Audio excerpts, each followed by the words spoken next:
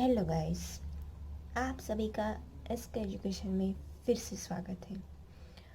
आज हम डिस्कस करने वाले हैं पोस्ट फर्टिलाइजेशन इवेंट। हमने सेक्सुअल रिप्रोडक्शन के 3 इवेंट हैं। पहला इवेंट है pre fertilization event, fertilization and post fertilization event. तो मैंने pre fertilization event and fertilization event already discuss कर लिया है। आपको उसको देखना हो तो आप हमारे चैनल में देख सकते हैं। तो आज हम डिस्कस करेंगे पोस्ट फर्टिलाइजेशन इवेंट। उसके भी 2 टाइप हैं,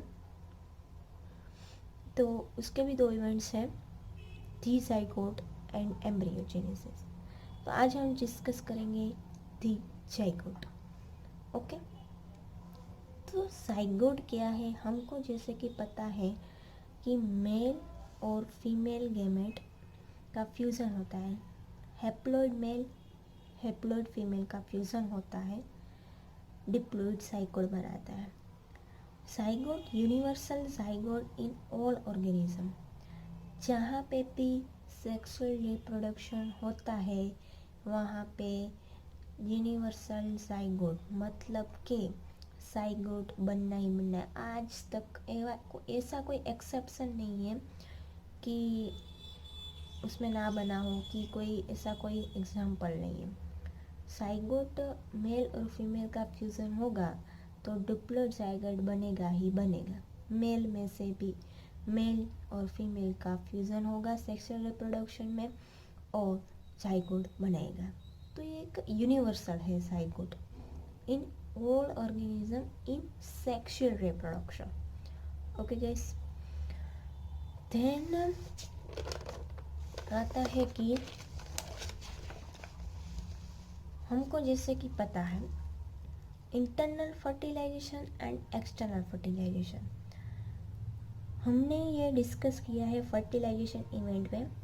तो उसमें क्या होता है, इंटरनल फर्टिलाइजेशन में ऑर्गेनिज्म के अंदर ही फ्यूज़न होता है मेल और फीमेल गैमेट्स का, एंड उसमें ही जाइगोट बनाता है, तो उसको हम इंटरनल फर्टिलाइजेशन बोलते हैं। और एक्सटर्नल फर्टिलाइजेशन में क्या होता है, मेल और फीमेल जो गैमेट्स होते हैं वो, जैसे कि फिश का एग्जांपल है, वो एक्वेटिक मीडियम का यूज़ करके बाहर ही प्रोड्यूस कर देते हैं और वहाँ पे उसका फ्यूज़न हो जाता है, तो उसको एक्सटर्नल फर्टिलाइजेशन करते हैं, तो वहाँ पे जाइगोट बनता है। तो ये internal fertilization and external fertilization. Internal fertilization का ह्यूमन बीइंग का मोस्ट इम्पोर्टेंट एग्जांपल है और मोस्टली वही यूज़ होता है कि इंटरनल फर्टिलाइजेशन होता है ह्यूमन बीइंग में। एंड एक्सटर्नल फर्टिलाइजेशन का एग्जांपल मैंने आपको दिया फिश का। तो ऐसे उसमें जाइगोट बनते हैं। Okay guys, then zygote depends on life cycle and environment. तो कि जाइगोट डिपेंड करता है लाइफ साइकिल में और एनवायरनमेंट में। कैसे कि मैंने आगे भी डिस्कस किया, आगे के वीडियो में, यहाँ पे थोड़ा सा डिस्कस कर देती हूँ कि माइटोसिस और मियोसिस 2 तरह की टाइप की साइकिल होती है। माइटोसिस में क्या होता है कि जो डिप्लॉइड सेल होता है उसमें से डिप्लॉइड मीन्स के वहाँ पे कोई गैमेट का रिडक्शन नहीं होता, बट जो जो पेरेंट सेल होता है उसी में से ही डॉटर सेल बनते हैं डिवाइड होके, उसके क्रोमोसोम के नंबर में फेरफार नहीं आता है। बट मियोसिस में क्या होता है कि डिप्लॉइड सेल है, उसमें से डिप्लॉइड गैमेट्स बनते हैं। फर्स्ट टाइम मियोसिस किया तब, और दूसरी बार मियोसिस किया तब हैप्लॉइड बनता है। तो ये एक साइकिल है कि मियोसिस की जो हमको क्रोमोसोम नंबर है वो डिप्लॉइड है, उसका हम आधा कर सकते हैं। Reduction of the chromosome number meiosis cycle में ऐसा होता है। तो हमको जैसे कि हमको कोई माइटोसिस साइकिल होती है तो उसमें सेम मिलता है, और मियोसिस साइकिल मिलती है तो आधा मिलता है। तो जैसे कि हमको पता है कि ये मेल और फीमेल गैमेट्स का फ्यूज़न होता है और जाइगोट बनता है, और जाइगोट बनता है ये जाइगोट बन गया, उसमें से मियोसिस हुआ तो उसमें से बना हैप्लॉइड सेल। हैप्लॉइड सेल में से एक ऑर्गेनिज्म इंडिविजुअल बना। बट ये जाइगोट ही डिप्लॉयड है और उसमें से माइटोसिस हुआ, तो उसमें से जो इंडिविजुअल बनता है वो क्या होगा, डिप्लॉयड ही होगा। समझ में आया? मीन्स यहाँ पे यही याद रखना है आपको कि माइटोसिस में क्या होता है कि क्रोमोसोम के नंबर में कोई वेरिएशन नहीं आता। जो पेरेंट सेल में होते हैं वो ही डॉटर सेल में मिलते हैं। और मियोसिस में क्या होता है कि जो पेरेंट सेल में होते हैं, क्योंकि उसमें एक बार जो डिवीजन होता है वो डिप्लॉयड मिलता है, फिर डिवीजन होता है तब हैप्लॉइड सेल मिलते हैं। तो ये जो जाइगोट है वो लाइफ साइकिल पे भी डिपेंड कर रहा है कि कौन सी साइकिल वो चलाएगा। देखो यहाँ पे ये जाइगोटस 2n बना है, तो ये मियोसिस बनाएगा तो हैप्लॉइड सेल बनाएगा, और माइटोसिस आगे साइकिल होगी तो डिप्लॉइड बनाएगा, बराबर। तो ये आप यहाँ पे देख सकते हो। तो जाइगोट जो सेल है वो लाइफ साइकिल में भी डिपेंड करता है। And also environment. तो एनवायरनमेंट में क्या होता है कि zygote develop thick wall, desiccate and damage. Zygote जो होता है वो उसके आजू बाजू, जाइगोट के आजू बाजू थिक वॉल डेवलप करता है, okay, resistant to desiccate and damage and hot and cold temperature.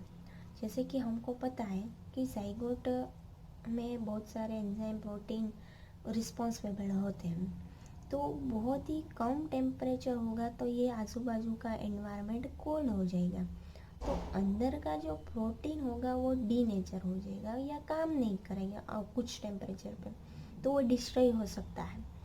But कुछ टेम्परेचर से ज़्यादा होगा उसका टेम्परेचर जाइगोट का, तो भी तकलीफ़ होगी। तो क्योंकि कुछ प्रोटीन का टेम्परेचर होता है वो कुछ ऐसे होता है कि कुछ, जैसे कि कुछ टेम्परेचर का प्रोटीन है तो उसका टेम्परेचर 20 मैक्सिमम, बट उसको हमने डेवलप करा दिया 32 पे, तो वो 32 टेम्परेचर मिलेगा तो ऑब्वियस बात है कि वो डीनेचर होना ही है, तो वो काम नहीं करेगा।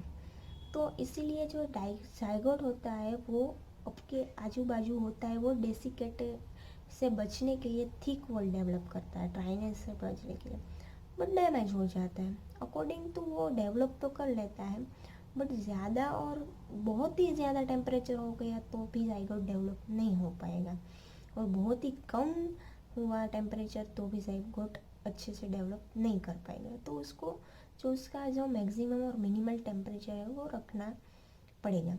उस टेम्परेचर में ही जो एनवायरनमेंट का फैक्टर होता है जो उसको कन्वीनियंट होता है, उस हिसाब से वो कन्वीनियंट के हिसाब से चलता है, पर ज़्यादा तकलीफ़ हुई तो वो डैमेज हो जाएगा। तो वो टेम्परेचर और वो एनवायरनमेंट फैक्टर में भी जाइगोट डिपेंड करता है, okay. Zygote is the vital link continuity of species. Zygote एक वाइटल लिंक है कंटिन्यूटी ऑफ स्पीसीज। जैसे कि मैंने आपको लाइफ साइकिल का वो बताया कि वो माइटोसिस करेगा तो पेरेंट सेल में होगा, वही बनाएगा, ये माइटोसिस हुआ। बट मियोसिस साइकिल हुई तो उसमें क्या होगा, हैप्लॉइड सेल बनाएगा, ओके। तो इस हिसाब से हम देख सकते हैं कि वो क्रोमोसोम का नंबर जाइगोट होगा वो मेंटेन करता है कंटिन्यूटी ऑफ स्पीसीज। तो जाइगोट बहुत ही इम्पोर्टेंट है, और वो एक बार माइटोसिस और मियोसिस हो गया तो जैसे कि हमको पता है कि हमारे जो जाइगोट जो होता है वो स्पेसिफिकली कंटिन्यूटी ऑफ स्पीसीज हो, जनरेशन टू जनरेशन में क्रोमोसोम का जो नंबर होता है वो डिपेंड करता है लाइफ साइकिल में, और लाइफ साइकिल उस हिसाब से चलाता है। तो जाइगोट है वो मोस्ट इम्पोर्टेंट पार्ट है, ओके गाइस। तो वो क्रोमोसोम का मेंटेन करता है, नंबरिंग जो होता है वो मेंटेन करता है, okay guys. So zygote is the vital link continuity of species, generation continuity maintain करता है। तो जाइगोट का सेल बनना ज़रूरी है, और वो बहुत ही इम्पोर्टेंट एक पार्ट है सेक्सुअल रिप्रोडक्शन का। Sexual reproduction organism including human beings life as a single cell zygote, मैंने जैसे कि बताया कि ह्यूमन बींग में भी बिगिन होती है life as a single zygote cell से ही। जैसे कि मेल और फीमेल का यहाँ मैंने आपको बताया है, मेल और फीमेल का फ्यूजन होता है, जाइगोट सेल बनता है। जाइगोट सेल बनेगा तब ही ह्यूमन बींग की साइकिल आगे बढ़ेगी, क्योंकि जाइगोट के बाद ही आते हैं सब स्टेज, मोरिला, ब्लास्टुला, जो भी स्टेज हो, एम्ब्रियोजेनेसिस के जो स्टेज होते हैं वो जाइगोट से ही शुरू होंगे। अगर जाइगोट ही नहीं बनेगा तो आगे वो लाइफ साइकिल ही नहीं बनेगी और ऑर्गेनिज्म भी या चाइल्ड प्रोड्यूस ही नहीं होगा।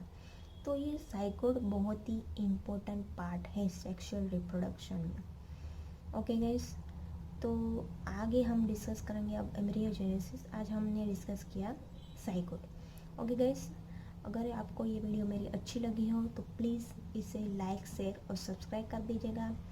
और आपको कोई भी क्वेरी हो किसी भी वीडियो के रिलेटेड तो मुझे कमेंट बॉक्स में बताइएगा। Okay guys, thank you for watching.